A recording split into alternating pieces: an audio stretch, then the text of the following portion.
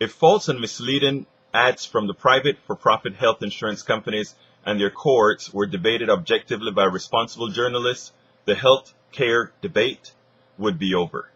If Congress follows the will of the people and the facts that are readily available on the internet from reputable, objective organizations, the healthcare debate would be over. Fact: it is mathematically impossible for a for-profit private insurer to be less expensive than a public not-for-profit insurance given the same benefits. It is for this reason why insurers are fighting the public option. They must convince you that basic arithmetic does not apply here. Of course it does. Fact: Medicare's administrative cost is between a low of 2% and a high of 6%.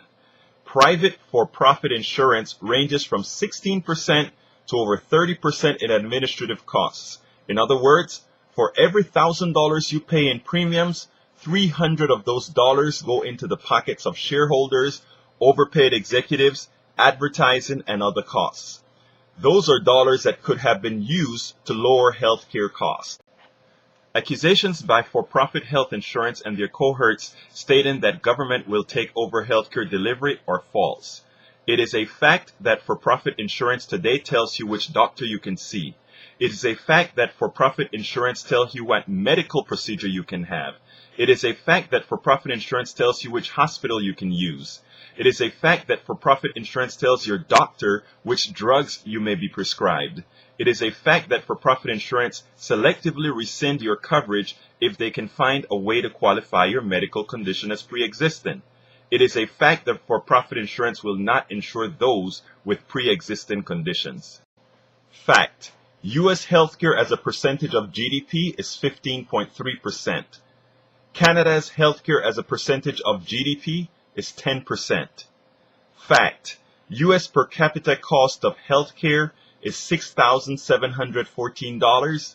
Canada's per capita cost of healthcare is $3,678.